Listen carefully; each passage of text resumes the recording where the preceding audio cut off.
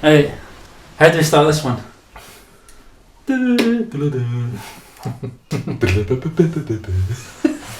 You started this thing. You can. Right, okay. Start it. Hello, everyone in YouTube land. We're back sooner than expected, and with a topic that we have never broached before. This has always been a very music-based channel, with occasional forays into what we're doing with our life every now and again. But today, we're going to talk, all three of us, about a topic very dear to our hearts. All three of us. We're going to talk about Star Wars. Yeah, we're branching out into movies, and where better to start than with the Star Wars franchise. Today we're going to talk about our ratings, as we have done a few times with various albums of the Chili Peppers. We're going to do pretty much that, but for Star Wars. We're going to do the 9 mainline films. So the standalone ones, we'll probably touch on those a little bit at the end, but for this ranking, we're going to count down the 9 mainline, and then just a brief mention on those. Yes, the Skywalker saga, The as it Skywalker were. saga, yes, Yes. exactly. First film with me, and by a quite narrow margin, these last two for me kind of sit side by side. But I think this is the more egregious of the two, and that is The Rise of Skywalker. What I will say, I think this movie is a damn train wreck, but I will give it the slightest bit of grace given what it had to follow. But I think what I dislike about it so much is that it tries to course correct the previous film instead of making a good film in its own right. I quite honestly haven't watched it since it came out, and that came out 2019, so we're talking a good 6 years since I've actually watched the film, because I literally couldn't bring myself to do it again. But you know, we're talking just like basic filmmaking things kind of go out the window. Logic seems to go out the window with like the end battle where there's horses on a spaceship, and yep, if you know, you know. And also just abandoned plot points all over the place. The bit where they're sinking into the quicksand and he's like, Ray, I've got to tell you something, and we never find out what he has to tell her. Yeah, and and my favourite word in the whole film, somehow. Filmmaking 101. Ross, please continue. So we're actually going to deviate a little bit at the bottom here. So number 9 for me is actually Attack of the Clones. So Okay. I did think this was probably going to be the most contentious. I'm done. Videos. I'm out. Compared to the Chili Peppers rankings, I thought this was going to be the one that changed the most. But Bye, have a great time. Yeah. I will say there is a lot to like about this film. I think pretty much everything with Ewan McGregor, everything with Obi-Wan. I like the whole storyline with him. I think Jango Fett and Count Dooku are both fantastic additions. But the main thing that brings this one down for me is the Anakin Padme romance. I just never really bought the romance between the two of them, and it just never really worked for me. Cool. Right, well, my bottom pick, and again, similar to Anthony, these two are kind of neck and neck, but for me it actually has to go to The Last Jedi. I felt quite offended watching it. I felt like I was being insulted when I was watching it. I felt like someone said, "Oh, you like Star Wars, do you? Well, how do you like this?" And you know, put something on it that they know I hate, kind of thing. You know, I felt it was disrespectful to the characters and to the franchise and to the fan base. I feel like they were deliberately trying to purge their fan base in favour of, you know, a message or a new fan base. I don't know what their purpose was, but I feel like they did not care for what people wanted, like fans. The reason this franchise exists, they didn't care for it. I thought their treatment of Luke was pretty disrespectful to that character. Some people disagree, and that's fine. I'm okay with that. However, No. I did but I did actually feel quite personally offended by their fake out death of the recently departed in real life Carrie Fisher. I thought that was such a disrespectful thing to have a character have their death be taunted. And it's like, oh, psych, guys, she's still alive. Like, I thought that was really poorly handled for a movie starring a beloved actress who had recently died. I thought that was quite an egregious thing to do. Last Jedi as well, I think it really derailed the sequel trilogy. I have problems with the sequel trilogy in itself, but I think this was like the point of no return. Like, there was nothing that you could have done in episode 9 to make the whole trilogy a great trilogy, and that is why I think The Last Jedi is a result of The Rise of Skywalker being not as good a film, but I'll get to Rise of Skywalker later. I've got things to say about that as well. But yeah, just the whole point of like the Canto Bight was a bit preachy, it was overlong, it didn't really go anywhere, it didn't have any major significance because every plan that they made just didn't work out anyway. The ships chasing other ships, like a fuel crisis thing, the Holdo maneuver. There's so many inconsistencies, so many problems, and I'm going to leave it there because I'll rant about this film all day if I don't. I just thought it was quite an insulting movie, personally, to a Star Wars fan, a die-hard Star Wars fan. Anyway. So, yes to what Lewis just said. What film are you going to talk about, Anthony? Funnily enough, I'm also going to say that right hot on the heels of Rise of Skywalker is The Last Jedi for me as well. I don't think I have quite as much to say as Lewis, because Lewis has very eloquently covered my exact feelings on the film as well. I distinctly remember, what I'll do is I'll give you an anecdote instead. I distinctly remember sitting in the theatre, the midnight showing of The Last Jedi, having been really excited, even though Mark Hamill had kind of been a bit cagey in interviews leading up to it. I'm thinking to myself, it's fine, it's going to be great, it's Star Wars. And I remember sitting in the theatre, and literally, from the moment that he threw the lightsaber behind him, thinking, I literally remember sitting in my seat in the cinema and going, oh no. And in my head, yeah. Did we not share a glance? We did. There was it might have been that point, but there was definitely a point early in the movie where Lewis and I kind of looked at each other and were like, oh no. And it was genuine. It was like, something's wrong here. I'm not enjoying a Star Wars film. And literally everything that Lewis said, I agree. I think it was very insulting to fans of the franchise. It was like, oh, you like this, do you? Well, take a run and jump, essentially. We're just going to deconstruct everything that you like about this franchise and lay this in front of you instead. Good luck. It was like a welcome to the real world, jackass. You know, the treatment of Luke Skywalker in that film is horrendous. It goes entirely again. Now, people can change as, you know, trials and tribulations happen in their life, but to do that to Luke Skywalker, I think, was insulting. Again, what Lewis said about the fake out of Carrie Fisher's death. Funnily enough, when Carrie Fisher's fake death scene happened in The Last Jedi, I actually started to think of it. I was like, that was bold. Yeah. And I can accept that. You know, kind of fair play to you for doing that. And then, Uno reverse. She's still alive, but Carrie Fisher is dead. It's like, oh no, how do we get out of that? That ended up not resolving in The Rise of Skywalker.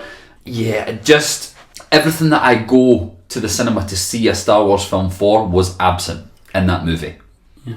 And I think The Rise of Skywalker was a less inspired movie, which is why it came below that. I think at least Rian Johnson had a plan and stuck to it. But I do think that kind of shows, as Lewis was saying, we've got a lot of issues with the sequel trilogy as a whole. It seemed like there was no through line plan, and they were just like piggybacking off of each other and hoping for the best. Mm-hmm. And again, I totally agree with what Lewis said. I think The Last Jedi is where Star Wars really started to fall off. The cracks were there, but The Last Jedi, it fell off hard. The thing that my biggest issue with The Last Jedi as well, I didn't actually touch on, was killing off Luke Skywalker unceremoniously as they did as well. It wasn't even a blaze of glory. He force projects, which is a dumb fucking power. Yes. He force projects too hard and just dies.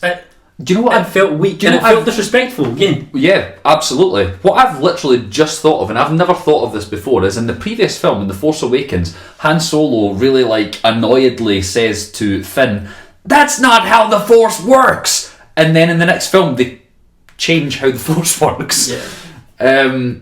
The Luke Skywalker death. Oh my god, he forced too hard. Yeah.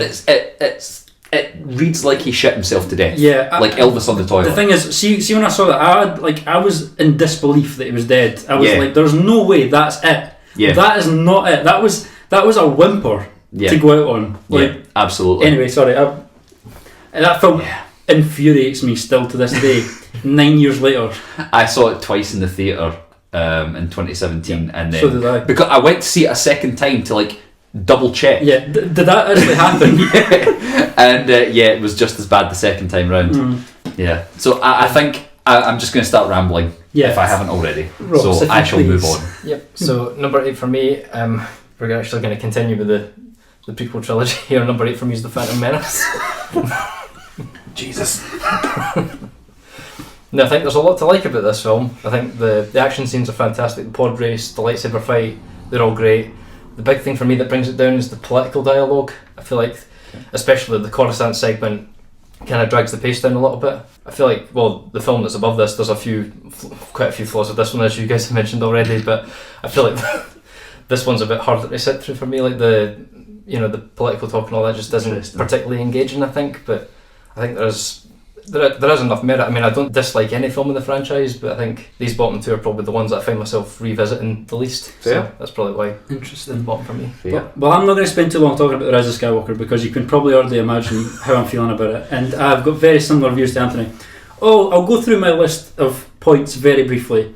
Backed into a corner by Last Jedi. I think that's its one merit, like Anthony mentions as well. It was backed into a corner. It made more problems to solve rather than try to solve ones that were already existing, which made it cluttered. Convenience, just all the time, and contrivances, somehows, MacGuffins. Rey Skywalker is just a stupid ending to that. Like, I feel like the whole point of The Last Jedi, as much as I didn't like that film, was about it being like, your lineage doesn't matter, like your choices are what matter. Like that's quite a if I can give that, it's a nice message. I'm like, if you're gonna go with that message, then follow it through. Yeah. Don't go back and forth on your message. Like that's two opposite messages. Like, oh, you have to be of someone. Like I don't like that. Again, Carrie Fisher's death. She had passed away. They used scenes. They did what they could. I think they should have used her even less in it. To be honest with you. They shouldn't have had them not in it entirely. That would have been a weird feeling, but it felt weird anyway because they didn't have any footage to work with apart from stuff from Force Awakens. Yeah. So it just felt like half of a conversation. Yep. And it's like, what's that, Princess Leia? You want me to do what? Like, it felt like that, and there's not much you can do about that, but it felt weird and out of place. What's that, cheap. Lassie? Yeah, exactly. Yeah. It was a poor conclusion to the franchise that effectively undoes Return of the Jedi's perfect conclusion. So yeah, it resolves it for a lesser conclusion, and that's all I have to say about Rise of Skywalker. Just not a good film, unfortunately. Yeah. The funny thing with Rise of Skywalker, it was like after The Last Jedi, I was stung, and it was like I went into The Rise of Skywalker. I was like, they're going to fix it. Yeah. They're gonna find a way back home, and they didn't. I was for sure that it was like, right, it's not going to be great because there's things been set up that aren't great to set up in the first place. But it's not going to drop as low as it's not going to hit as low as Last Jedi hits, and it comes pretty damn close for me, and I think it probably does for you. Yeah, they're pretty much on an even footing. They are. I think it was just like which one annoyed me more. And I'm sorry, but the Death Star fucking exploded. Why are they on the Death Star? Oh yeah. Why is there a knife that shows that it's not the Goonies? Oh my god. Anyway, that's all I have to say about it. Yeah. Yeah. Silly film. Anyway. Right. Please. Okay, I think Lewis and I might diverge here. Ross is already, God knows where you are, man. I'm kidding. And actually, it's nice to hear that like someone likes every Star Wars film to a degree. I wish that was me. Yeah. But those two films I actively dislike. But we're now into films that I actually can enjoy. Yeah. Right. So coming after Last Jedi, I'm gonna go Attack of the Clones, which I think is far and away the worst of the prequel trilogy. Again, as Ross said, a lot of things to really like in this movie. Ewan McGregor, he is the standout of the prequel trilogy in general. Infinitely quotable, memeable, gifable, and just a very. He honours the work that Alec Guinness did while making it his own, and it's so cool throughout the prequel trilogy to see him getting closer and closer as a person to the person that we saw Alec Guinness as in the very first movie. And in this film, he's kind of in between the two. He's between where he was in the first. He's still got that brashness, but he's learning. He's clearly like out of his depth training Anakin, but he's trying not to let Anakin see that, which is causing frustration for Anakin. Again, you can peel back the layers with the prequel films quite well, I think. And yes, they get kind of mocked for their ropey dialogue, which I actually happen to find quite funny.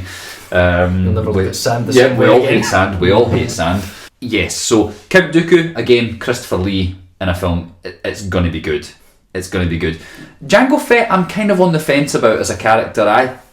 I don't know that Boba Fett really needed that much of an origin story but I like Tamura Morrison. Yes. I like him as an actor. He's in another one of my favourite series, the Spartacus series, which happens to be one of my favourite series. He's in the prequel of Spartacus. And I do think he does a really good job as Jango Fett. I just don't know if that character was necessary. Lightsaber stuff is great. Geonosis fight is great. I would say even the Coruscant chase is great. I really enjoy that. The scene in the bar, it's just like you're seeing Anakin and Obi-Wan kind of prickle against each other a wee bit. It's like there's love there, but there's also tension. It's great. And quite realistic to how a situation like that I think could happen. Like Anakin left Tatooine thinking that Qui-Gon's going to be his father, and instead of a father figure, he gets a kind of big brother thing, where they're quite competitive with each other while Obi-Wan's trying to teach him. But Anakin's coming up so quickly. Yeah, they're bound to bristle against each other. Okay, the love stuff with Anakin and Padme. It might be one of the worst written love stories ever. Because for one thing, there's very little chemistry between them initially, and then Anakin kind of goes all like savage, killing the Tusken Raiders and things like that. Tells Padme, and for some reason Padme seems to almost push her over the edge in terms of being like, I really like this guy, which is just odd. It's like I think Anakin gets a lot of the flack for how little game he's got, but Padme deserves just as much flack for highly ignoring red flags and for being quite weird in her own right. Kind of, no, we can't. Look at my boobs. No, we can't. Look at them. I'm sure Natalie Portman is a very good actress. I'm sure she was just following George Lucas's ropey direction. I have seen that though. It's just like, that's the outfit you chose to tell him you can't be together. Yes. So yeah, it's no wonder Anakin's confused, because damn, she's a bit of a red flag in and of herself. But if I can set aside the love thing, it's like we needed to get there for the next film to happen. So once we get there, cool. Once we get there, it's fine. But the getting to where we need to be for episode 3 to happen is a bit of a rough ride. But I still find it a very enjoyable movie for all its flaws. Funny you mentioned enjoying a movie for all its flaws. Number 7 for me is going to be The Rise of Skywalker. So it's not actually too far up my list. I'm sure you guys will be happy to hear that. It's not any higher than this. But to me, it's one that I can still go back and enjoy. I can still have fun watching it. The big thing that I always find is that there is a bit of a missed opportunity in the finale where when Rey's hearing the voices of all the past Jedi, I love the fact that it feels like a combination of the whole franchise. You're hearing all the different eras and all that. Mace Windu, Yoda, Qui-Gon, Luke, all of them. I feel like they should have actually appeared behind her to rally the troops and be like a proper, it felt like a true finale that way. I think the whole thing with bringing Palpatine back, I can understand people having issues with that. I feel like that was probably intended to be Snoke originally. But yeah, I feel like this one, it does have its flaws, but I can look past them enough to enjoy it. So, like I say, it's a franchise that doesn't have any film that I truly hate, so that's number 7 for me. Does it bother, because I'm interested, because it is a slightly higher on your list, does it bother you that Snoke was built up as the big bad, only to be like, who was Snoke? He was actually nobody.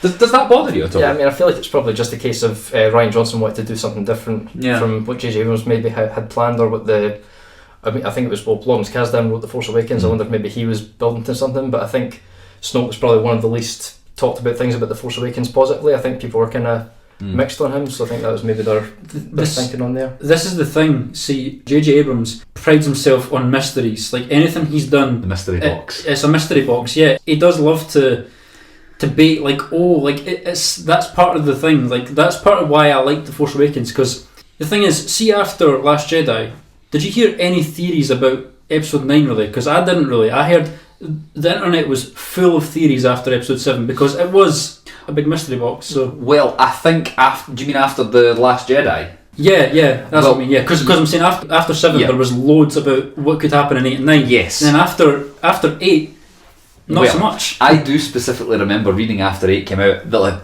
they'll probably just bring back Palpatine. Yeah. I do remember reading that. But that was the only thing. That was the only theory. And it ended up being the case. It was like, well, Christ, what do we do now? They'll just bring back Palpatine. Yeah. Sorry, anyway, yeah. Sorry, Ross. Yeah, Fine. continue. That's pretty much all I've got to put on Yeah. Rise of Skywalker anyway. So. I think Lewis and I are talking a lot because it's like, I think because we dislike the first few movies, it's like we feel really. It's funny. tends to happen. Like you feel more ardent about things that you don't like. Yeah. That's just passion.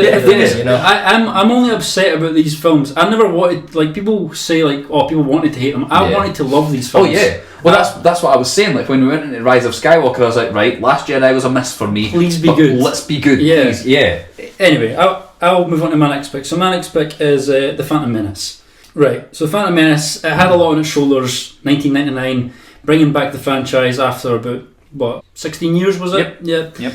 And like many people have said before me, and like many people will say after me, it was slow.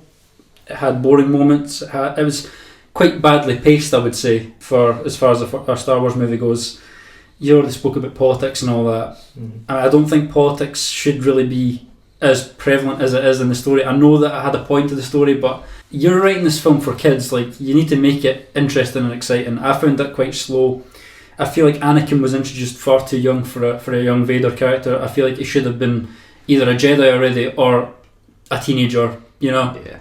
I think that would have made a lot more sense to introduce him as a teenager, have him come in like not maybe quite an adult yet, but anyway, I just feel like it was a strange choice to have him as a child. It's a strange dynamic.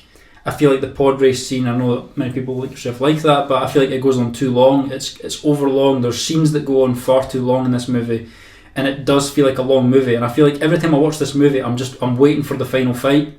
It's not a bad movie. I do enjoy this movie, but there's things that the typical thing I kind of groan at with this movie. I'm like, oh, Jar Jar. Are you an angel? yeah, things like that. Yeah. Anyway, that's all I've got to say about Phantom Menace. I've got plenty more to say about other films, but I feel like it's a bit by the numbers in some ways. The things I do like about it, I do like the final fight.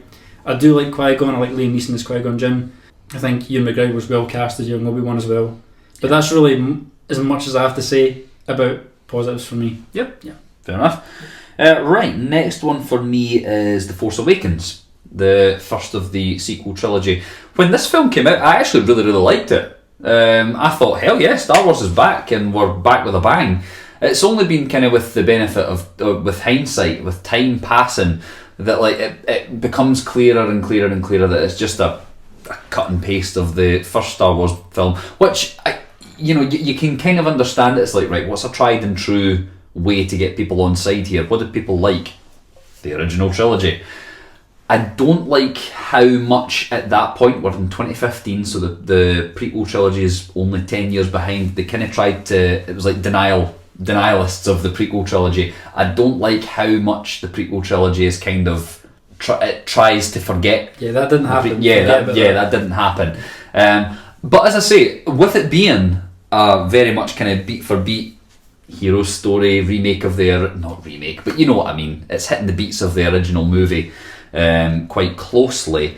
There's not much that I dislike about it.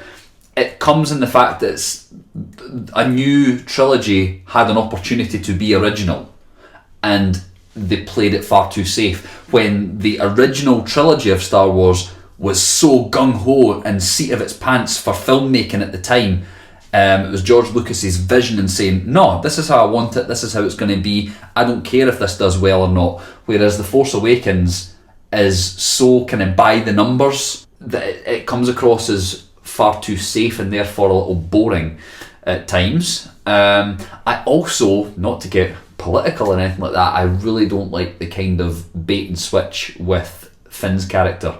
I'm all for having a strong female protagonist, by the way, bring them on, but to kind of tease Finn as he's going to be the guy, it clearly makes it out that like Finn is going to be the main protagonist of the film, only to kind of swipe that from him and from his character, and it devalues his character. And I think there could have been something really original, having a stormtrooper that's defected and kind of learns the error of his ways, but a stormtrooper that's defected and happens to be force sensitive, happens to then maybe train to become a Jedi, not to just snap your fingers and woo, I can use the force. That does bother me looking back at that movie. The fact that with zero training, I don't like to throw around the Mary Sue thing, but it doesn't track that with zero training Rey is able to do all these things, she shouldn't be able to do mind tricks. She shouldn't be able to force grab. She shouldn't be able to match even an injured Kylo Ren. Kylo Ren's been training since he was a child and is now, I don't know, maybe supposed to be mid-20s in that film. So let's say he's got 15 years at least of training behind him, and Rey's scrapped for food on Jakku a few times, and she can match and essentially beat him in lightsaber combat. I'm not buying that, and that affects the film very negatively for me. I can sit and watch the film and enjoy it, but I have significant issues with it. Okay, so number 6 for me, you'll be happy to hear it's not going any higher on the list here. Number 6 is The Last Jedi. I think it's probably one of the best looking films of the franchise. I think the cinematography is absolutely fantastic. Rian Johnson is a great director. I mean, he's done stuff like Knives Out and Looper, so he is accomplished in that regard. I think the bold choices that it makes, I can understand why he wanted to give that a try, but it does leave me wondering what could have been. It's very much one of those films that I totally get why people hate it, but it's one that I don't have the same sort of kind of victory offer that you guys do. So, yes, it's very much a film that feels very like the internet was very half and half on it. It was either the worst film in the franchise or like the absolute best one. Hey, I'm glad you're saying this stuff because it means no one's going to come after all of us in the I'm very much in the middle on it. I don't hate it, but I totally understand why people would. It's one of those things, you know. Like, but again, that is just people being so passionate about the franchise, and you know, I can totally understand it. Yeah. Well, I'm astounded that these two films are on the same level, but my next pick is The Force Awakens. Right, so I can't say much that Anthony hasn't already said because I share a lot of the same sentiments. Look, I've got in my notes, looks good, feels exciting, but is just a retread.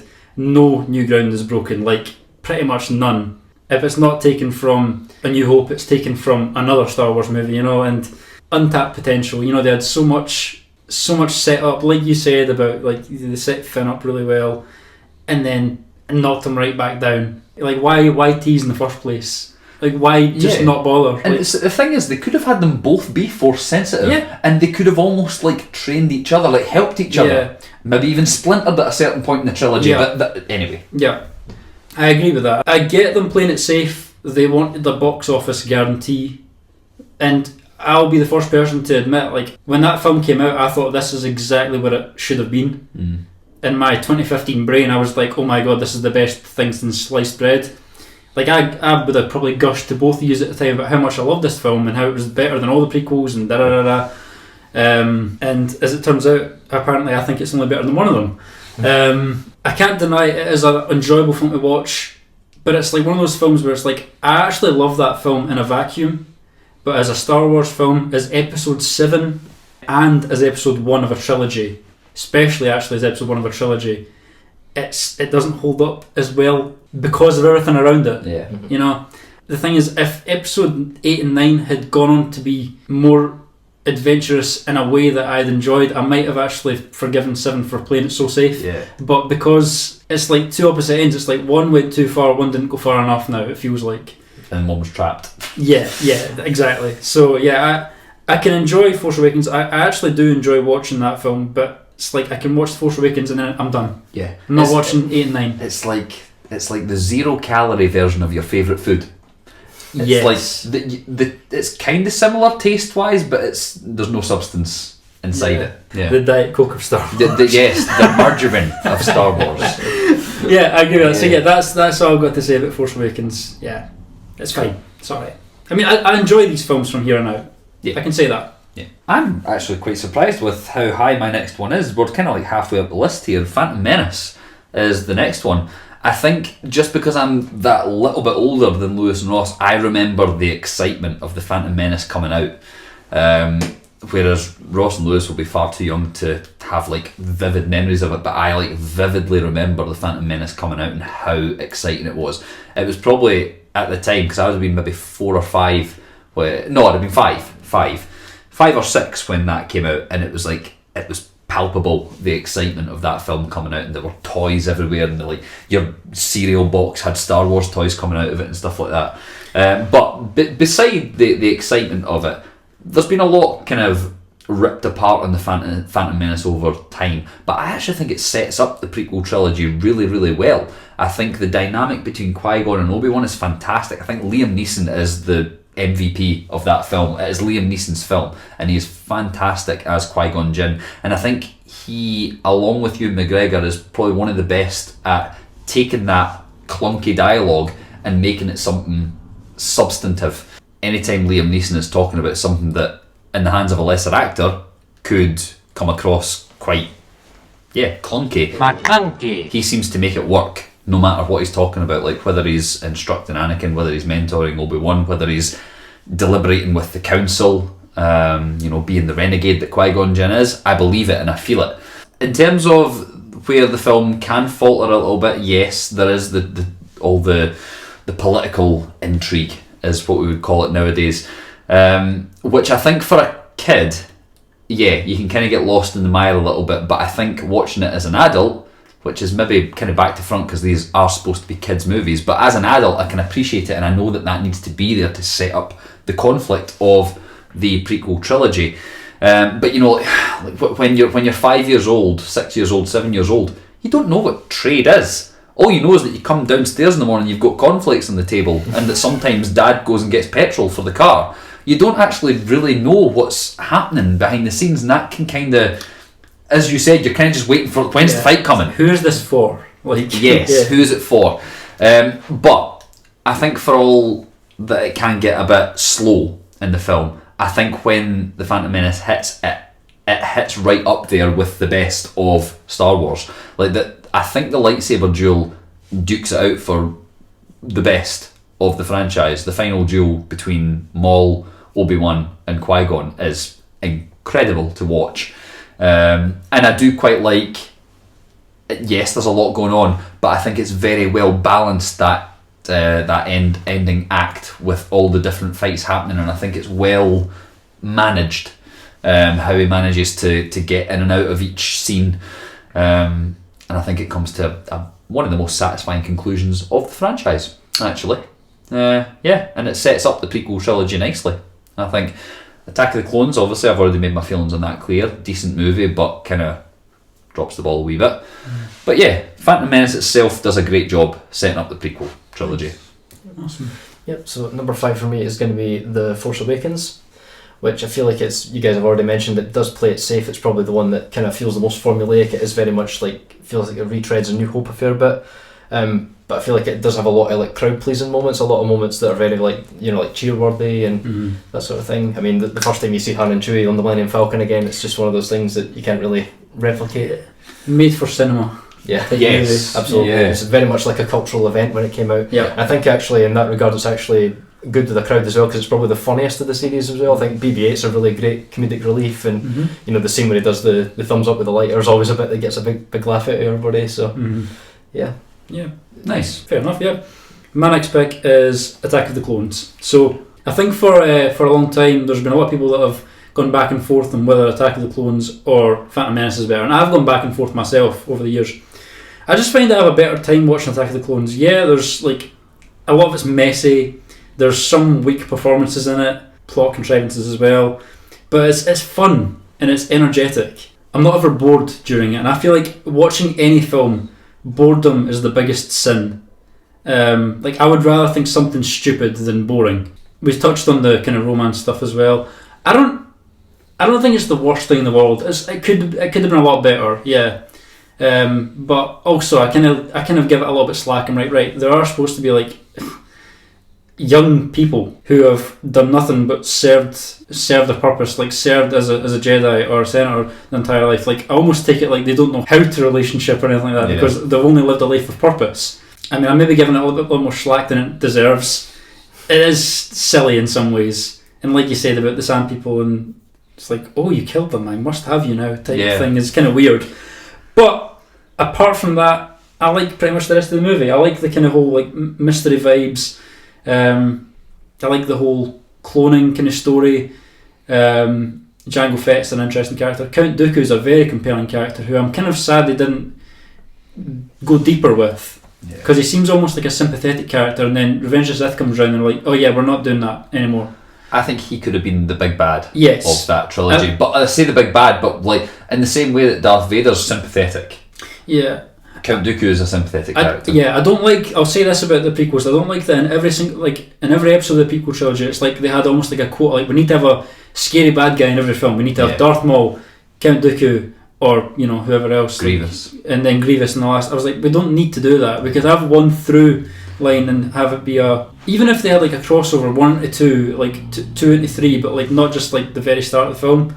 Yeah. I don't think it was sensible having like a main bad guy for each one, essentially. Yeah, I think it's an interesting idea in the sense that I think what George Lucas was apparently attempting to do was each one of the villains is like a component of what creates Darth Vader. I get that, yeah. I think that was what he was going for from what I've heard. But I think Count Dooku could have embodied all of that. Yeah. Count Dooku's a lot darker and like expanded kind of media rather than just the films.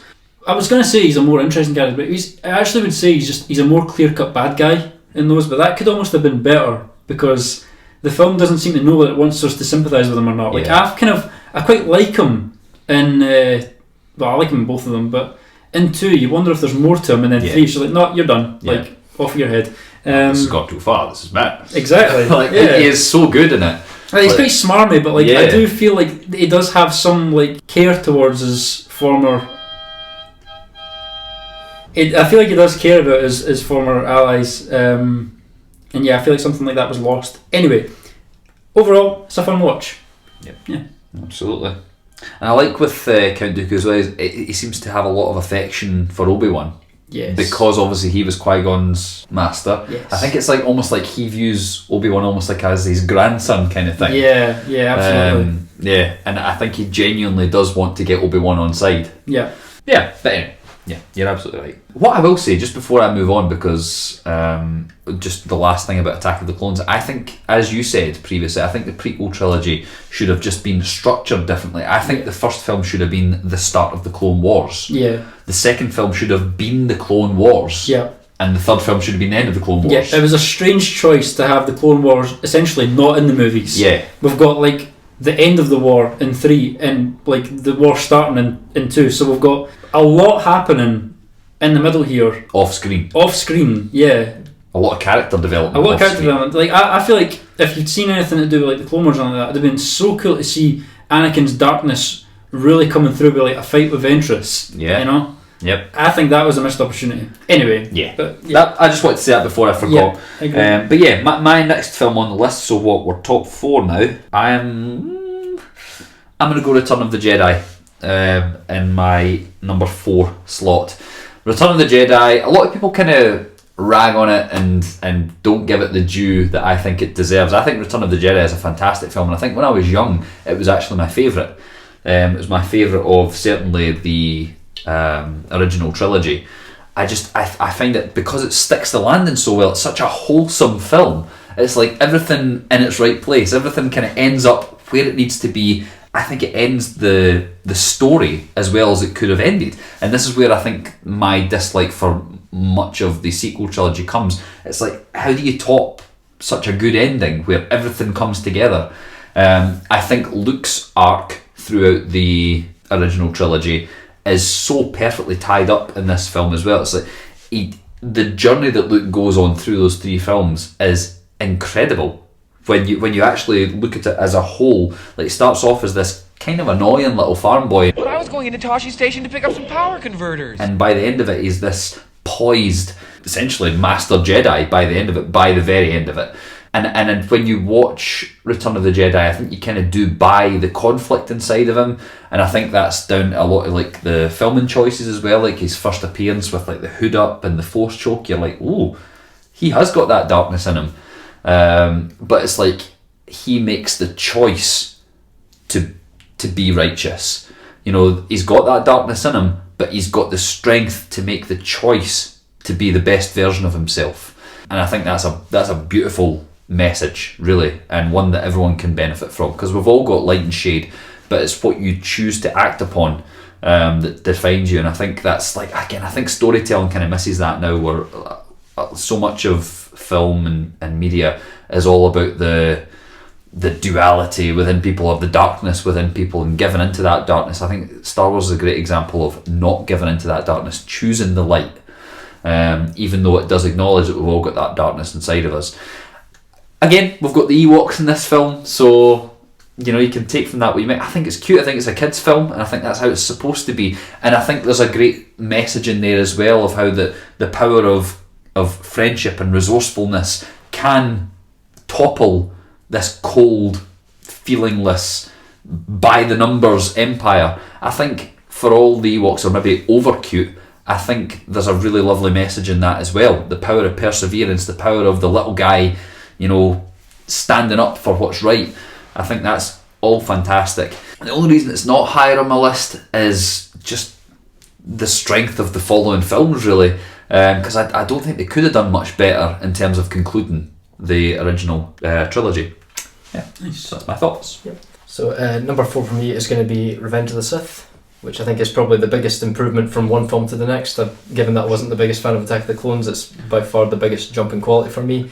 It's by far the darkest film in the franchise as well. I remember when it came out and it got the 12A rating, it was one of those things where it's like, wow, they're actually going to go really insane with this one. Like, Anakin, falling to the dark side, killing younglings, which has become a bit of a meme, but and then the whole scene with him, fighting Obi-Wan in the volcano and getting burned by the lava, it's like, we didn't think they would actually go for it and actually show that. That was, again, a really bold choice for a very kid-friendly franchise.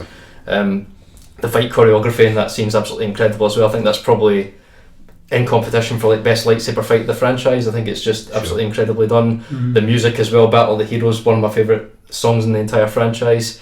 And I would say it's easily one of the most quotable films in the franchise as well. I mean, Obi-Wan alone gives us 4 or 5 memes in that film. You've got "Hello There," "Another Happy Landing," they're just exactly. It's the gift that keeps on giving. So yeah, Revenge of the Sith is always a film that I enjoy going back to, and it's, for all its flaws, it does have issues here and there, but nothing that really takes away from the enjoyment factor. So yeah, that's number 4 for me. Okay. I'm not going to say much about this one. This one's for me is Return of the Jedi. So all I've got to say about this is that it's kind of silly and a bit goofy and a bit campy, but it's fun and entertaining. I'm never bored when I'm watching this film. It's got my attention from start to finish. Like Anthony said as well about the arc that Luke goes on, it is so you see him change from 4 into 5, and then 5 into 6 is even more so. Yeah, it's you think that he's matured in the 5th one, and then you're like, oh no, wait, now he's arrived. Yep. In the 6th one. Yep. So it's just a complete arc that he goes on, and it's almost like in 5, it's if only I was a bit stronger, and it's his strength isn't in his physicality, it's in his ability to do the right thing, even if it means his own death, and it's in his will. Yeah, it's in his will. He would rather die than go back on his morals, and which makes, I'm only going to touch on it briefly, but it makes it all the more sour in the sequel trilogy when he does go back on his morals. Even if things have gone wrong, it's not the Luke Skywalker I know. The Luke Skywalker we know from the original trilogy and Return of the Jedi is that he would rather throw his lightsaber away and risk being killed than sacrifice his morals to save his own skin, or it's just anyway. I think Return of the Jedi is a really nice conclusion. Obviously, if you've been following my list as well, you can see that it's my least favourite of the original trilogy, but it's still quite high. Yeah. Right, top 3. Number 3 for me is Revenge of the Sith, and much like what Ross says, I think it's a quantum leap in quality from the first 2 films, the prequel trilogy. As much as I do like the first 2 films of the prequel trilogy, I think Revenge of the Sith is just on a whole other level. It's funny because it still has that kind of clunkiness and that goofiness, but the strength of the story kind of gets you past that, and it's undeniable how good the storytelling is in Revenge of the Sith. And Hayden Christensen kind of takes it for me in this film as memeable as Obi-Wan is again in the 3rd film. Wait a minute, how did this happen? We're smarter than this. Hayden Christensen's fall in this film and how he portrays it is done so well, and he can almost transcend George's tough dialogue with his physical acting in this. He's an absolute force of nature in this film. Physically, you totally buy that he could destroy any of the other Jedis when you're watching this film because of how he portrays And he himself. does. And he does, yeah. But even I think one of my favourite scenes, and I think people have brought it up previously, one of my favourite scenes is that wordless dialogue scene where he's sat in the council chambers, and it's that you can see him falling apart with the decisions that he's having to make. You can see that he's just this kid who's had all of this placed on him, and he can't handle it. He doesn't have much, which I was just talking about there with Return of the Jedi with Luke. He doesn't have that support base. Luke's got Han and Leia and Chewie and R2 and C-3PO. Anakin doesn't have that. He's got Padme, but Padme's got her own problems. Padme's pregnant, and she's a lot of the scenes were deleted, but she's trying to prevent the rise of the Empire while her husband's falling apart at the seams because he's terrified that he's going to lose her. And I think it's actually very relatable to anybody that's ever lost someone, or the threat of losing someone, anything like that. I think Anakin's fall is very relatable, and it's as awful as it is. It's like you can see how someone could be pushed to that point. And I think that's that particular scene that I'm talking about in the council chambers when he's just welling up, and you see that tear come down his face. Same with on Mustafar as well after he kills the separatists. It's Shakespearean in its scope, I think, that part of it. And then you've got the incredible lightsaber duels. Again, I would have liked General Grievous not to really have had a part in this film. I think it should have been Count Dooku up until maybe 2/3 of the way through, and Obi-Wan and maybe another Jedi or something like that goes away and finally takes care of Count Dooku. I think that would actually show Obi-Wan's growth as well, because he's continually getting mogged by Count Dooku. I think it would have actually been a good character moment for Obi-Wan to have finally arrived at the point where he can defeat Count Dooku, and it's that you can then believe that he could then take on Anakin in that final fight, even though he is on the defensive. It's like that growth of Obi-Wan into that calm, patient Alec Guinness. The only way that he can defeat Anakin is not by tapping into his strength, it's by tapping into the Force and his patience, and just how much of a student of the game he's become. Whereas Anakin is on brute force, Obi-Wan wins because of his poise and patience. And I think having Dooku as the main villain up until 2/3 of the way through would have been the way forward to make it even sweeter. But as it stands, there's really not much to complain about with Revenge of the Sith. It's a fantastic film and a fitting lead-in to A New Hope. Yep. Funny you mention it being a lead into A New Hope. So the top three for me, this is three of my favourite films of all time, so even putting this down at the bottom of the three, it feels a bit strange kind of putting it down that low, but for me A New Hope would be number three, mainly just because I enjoyed the two sequels so much. The big thing for me with this one is that it's probably the most purely entertaining film of the franchise. It wasn't too long ago that I went back and watched the original trilogy again, and this was actually, even though it's my least favourite actual movie, it was my favourite one to actually revisit. It was just that pure enjoyment kind of feel to it, and there's something about the fact that it's the only film in the franchise made in the 70s. It's got something about the look and feel to it that it feels very like, films like Logan's Run and Andromeda Strain and Rollerball and stuff like that. It's got that same sort of vibe to it that, while I love every other film in the franchise, it's just New Hope's, unique in that regard. It's the only film that really feels like that. So, but it's one of those films that you can tell, based on how amazing it is, that it's within good reason that it kickstarted such a beloved franchise. And yeah. Mine as well. My third favourite is also A New Hope. Again, it's a list that's always changing, forever changing. It'll be different next week, but for me, I put this down on my list a few weeks ago and it stayed this place. So yeah, A New Hope, I would agree. It's all those things you said. It's quite a slow and deliberate film, but it rewards giving itself that time to breathe. Yeah. It invites you in slowly, and then once you start getting into it, it just gathers momentum. It just snowballs, and before you know it, they're on the Death Star. The film's very well paced, even though it is quite slow to begin with. It should be slow to begin with, because we're seeing it through Luke's eyes essentially, in a sense. It works great also as an introduction to the trilogy. It doesn't take anything away from the other two films, and it also works well as a standalone film because it's got a good beginning, middle and end. So you could watch the original film, the original Star Wars film A New Hope, and walk away and never watch any other ones, and you've seen a complete story. Or you can watch the following two, and you've seen the first part of an amazing trilogy. So yeah. I can't really say much that hasn't been said about A New Hope. It's a fantastic film. It's so revolutionary for the time. Even our dad always says, like, you went to see it at the cinema like as a kid, and that opening shot blew people's minds.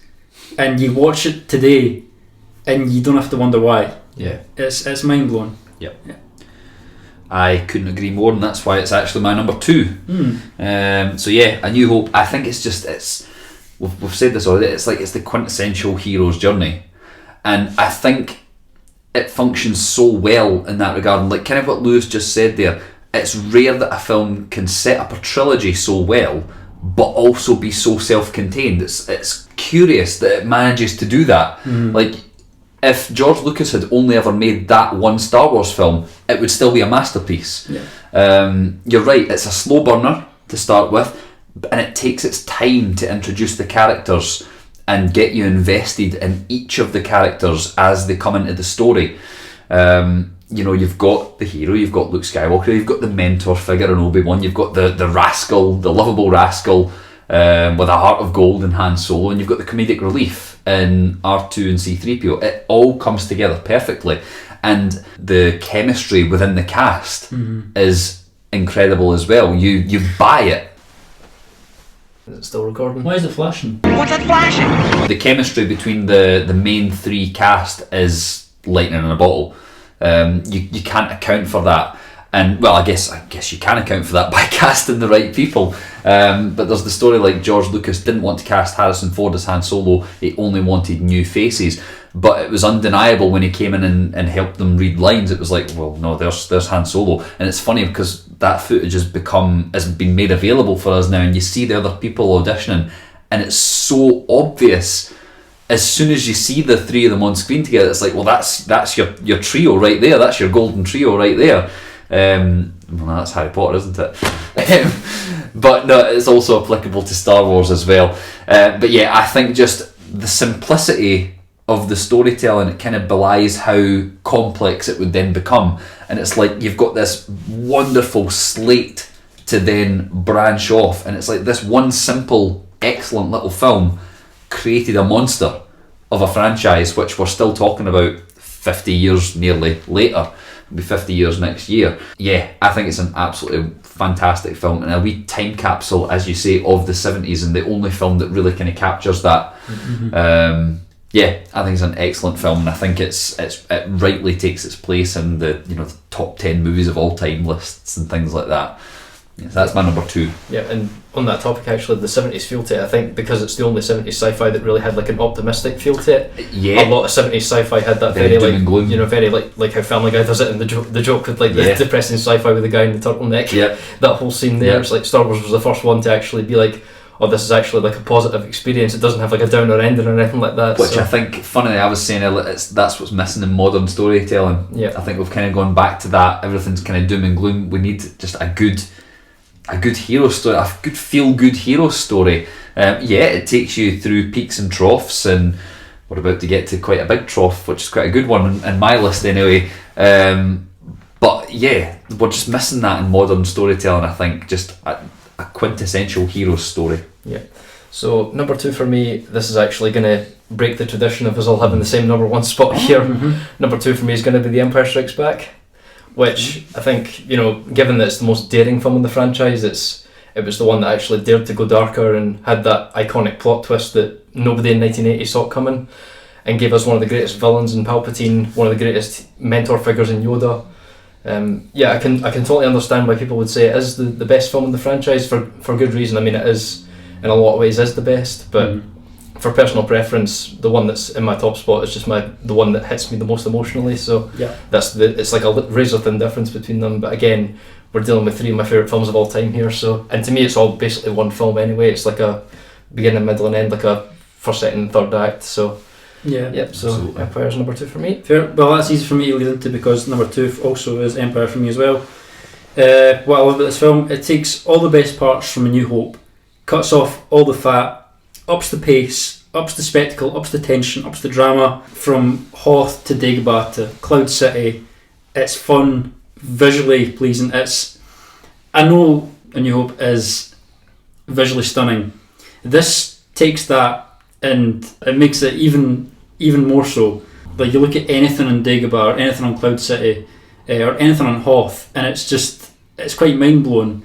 Like the shots on Hoth, where you see the AT-ATs or AT-ATs, whatever you want to call them.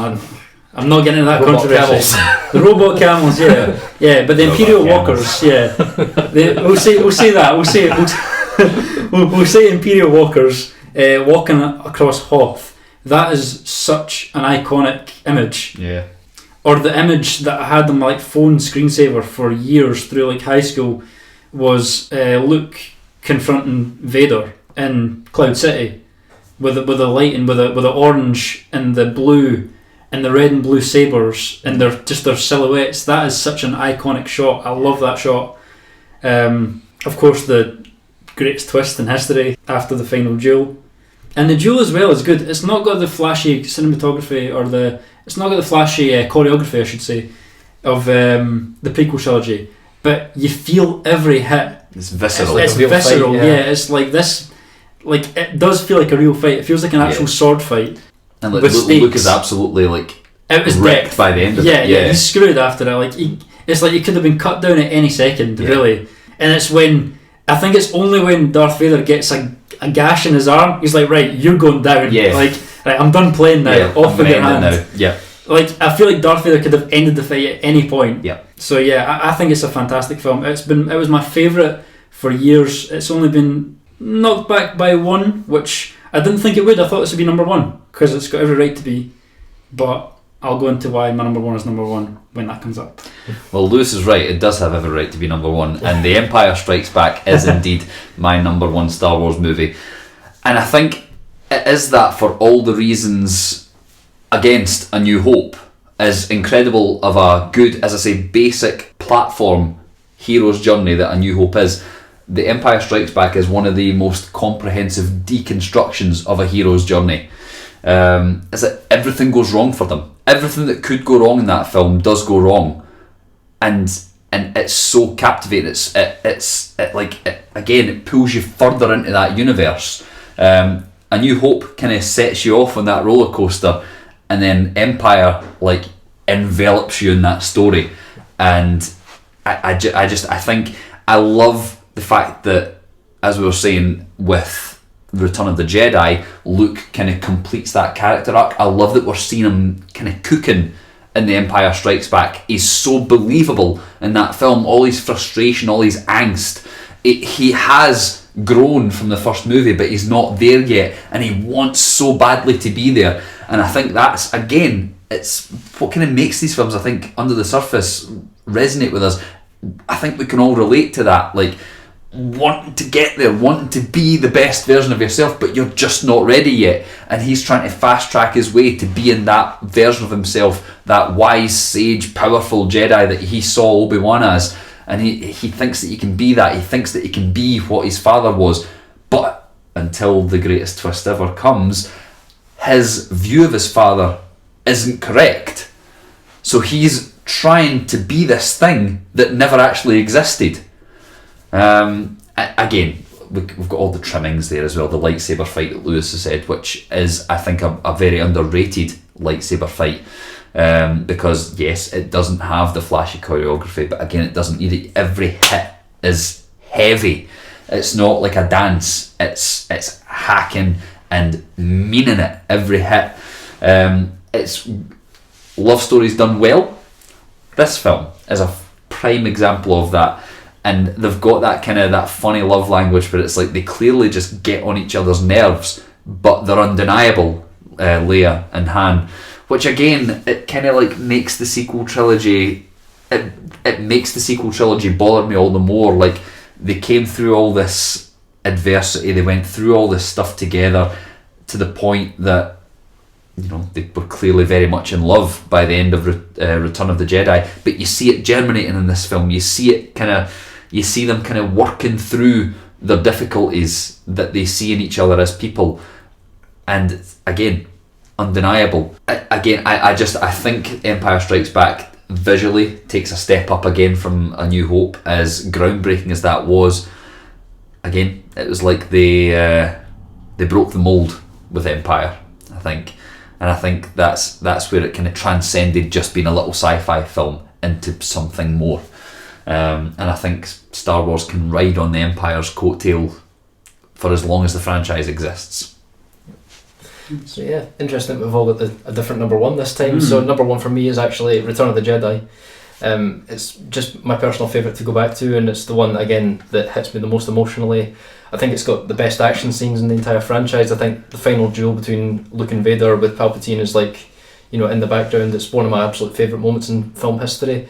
I think my single favourite moment in the entire franchise is actually when Vader basically threatens to turn Leia to the dark side and Luke snaps and just goes completely crazy. That's, to me, the music in that scene as well. It's to me, that's like the peak Star Wars moment for me, like my favourite moment in the whole series. Mark Hamill's performance in this one's by far his best performance, you know, being like this, you know, wise Jedi Knight by this point.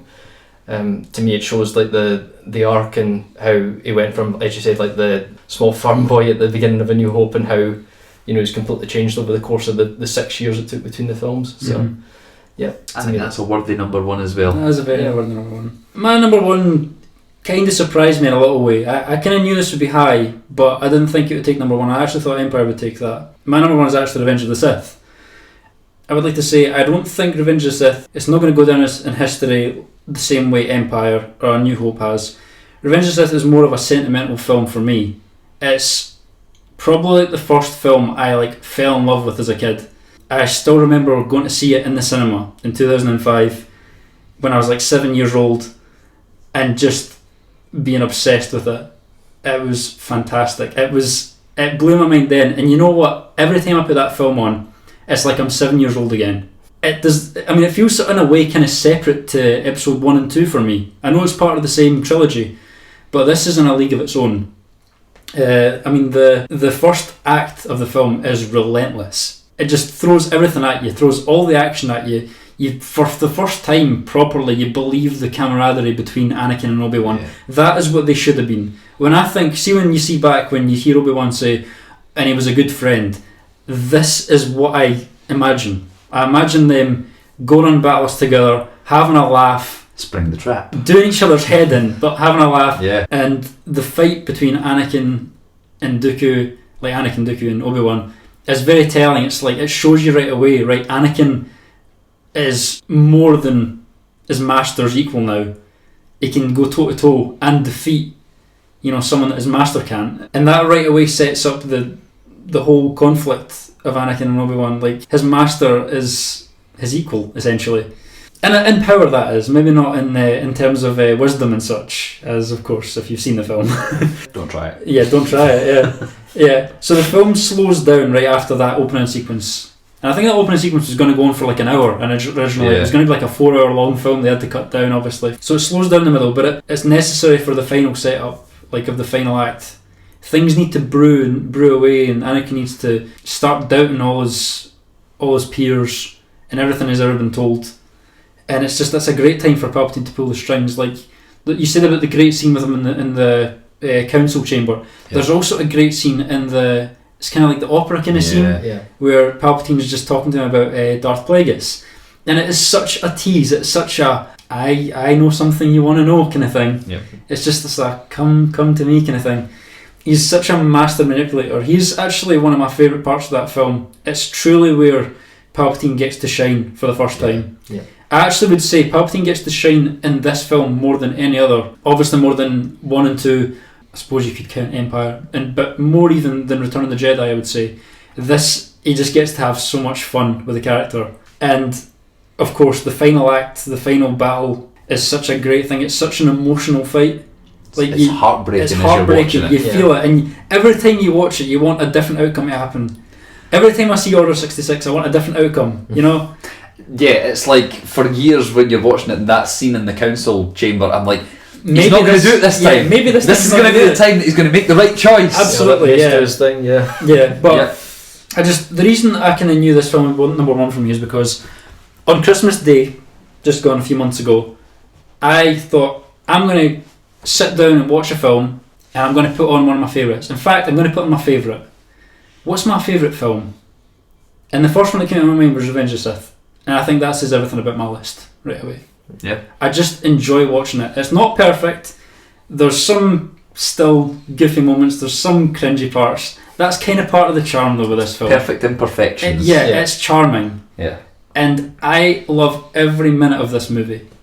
That is why it is number one for me. I cannot argue with that, nor will I. Though I completely get why you guys have placed where you guys have placed those films. Yeah. Well, there we go. That's our first time that we've ever come to a different conclusion, and that we've ever had quite significantly different views, which is interesting to see, and it's cool to see other people's opinions, and it can maybe help deepen and enrich your own thoughts on the matter. It's a reoccurring theme. Yes. Although I'm never gonna see through Rise of Skywalker or The Last Jedi. It's just not gonna happen for me.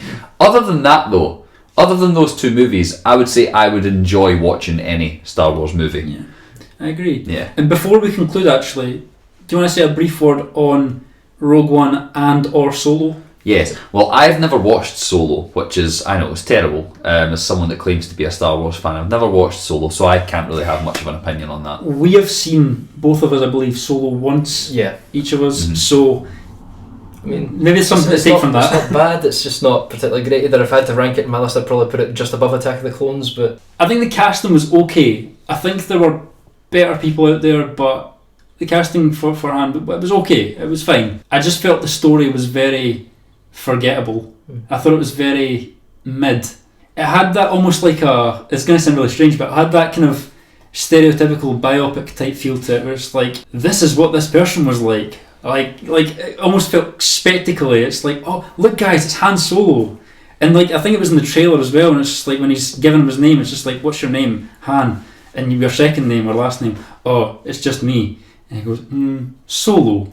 That's just a dumb moment, I think. I think that's a stupid moment, and it's very... It's one of those, moments. It's like a nudge you kind of moment, and it's like, It just felt very forced to me, and I did not care to watch it again, so I didn't.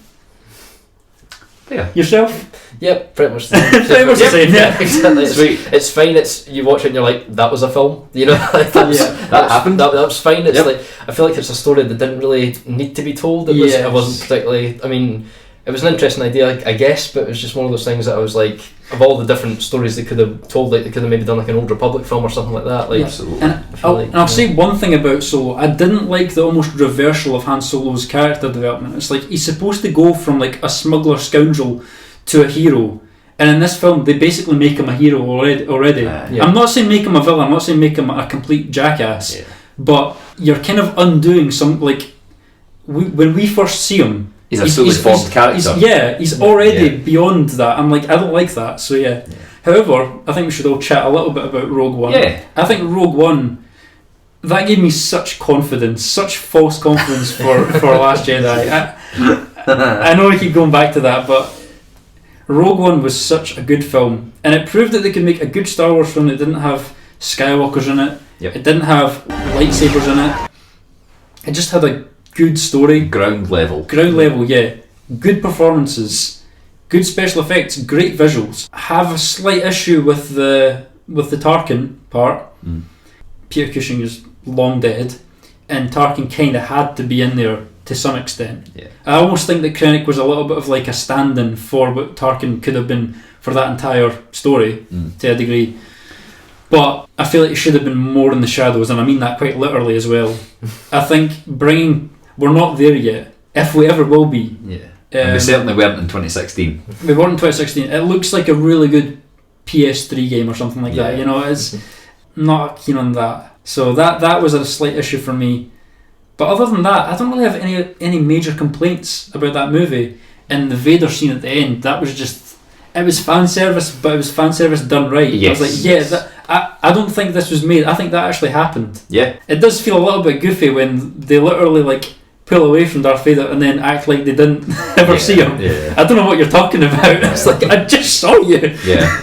But that aside, and also again, Carrie Fisher in that movie with the digital recreation feels a bit jarring as well, but I can see why they did it. And for a few seconds I can let it slide. So Yeah. Yeah, for me, Rogue One's the strongest of the Disney films by far. Yeah. By a country of the 5 mile. of them, yeah. As someone that enjoys all of them, it's to me it's the one that really resonated with me the most. Yeah, it's probably the one I've gone back to the most. That or Force Awakens. Those two are quite. Yeah, I've watched them probably a similar amount. But the issues I have with Force Awakens are tied to the franchise, whereas Rogue One, being a standalone, has the fortune of literally only having to stand up for itself. Yeah, and in a way, it actually kind of makes A New Hope better as well, because Yeah. everybody always says about why is it so easy to blow the Death Star up. They actually give you a reason for it in this film, and it actually does work. Yeah. So sometimes you don't need that, and we could have been fine not having that, but I'm very glad that it's there. It might be a controversial take. Rogue One, I would say, would be in my top 3 Star Wars movies. Mhm. I just think it's such a well-made movie. Like I remember, like, Rogue One actually in the cinema actually made me cry when I watched Rogue One. Quickly wiped that away, of course, before leaving the cinema. But like it was so moving. Yeah. Just like, and again, just a hero story, but in a different way. Like the courage to understand I'm not making it out of this, but I believe in what I'm doing so much that I'll happily give myself in order to create a new day that I'll never see. Yeah. I think that's such a strong impetus for a character. Yeah, and it's nice as well that these traits that are very like Jedi-like are being like they're traits Yes. of people that aren't Jedi. They don't have special powers. They're just people. Yep. They're just people that live in this world, and that says a lot as well. It's quite a nice message in a way. Yeah. Yeah. Yep. Yeah, I would, as I say, I think Rogue One would be top tier in my list of Star Wars movies if it was a part of the main line. Mm-hmm. But as it is a standalone movie, I just see it as a very, very, very good standalone film. Yeah, for me, I'd probably put it at number 5. If I had to rank it in my list, I'd probably put it just between Revenge of the Sith and Force Awakens for me. Right. So. Yeah. For me, I would say around about maybe 4-ish. 3-4 for me. Yeah. Nice. Awesome. Yeah. Well, that was fun. That was fun. Again, Another happy landing. Another happy landing. Yes. Yeah. Hopefully, you guys liked us talking about movies for the first time. Yes. We could do a little bit more of that. Certainly got a few franchises that we've got Sunk some hours into. Yeah, sunk some hours into. Got similar interests. Got some similar feelings towards certain movies, and probably some different feelings towards certain movies as well that we could talk about. So yeah. Hope you guys like this. Let us know what you think about these films, how you'd rank them. Please. Tell us how wrong we are. All opinions are welcome and valid. Yep. Pleasure as always. Yes.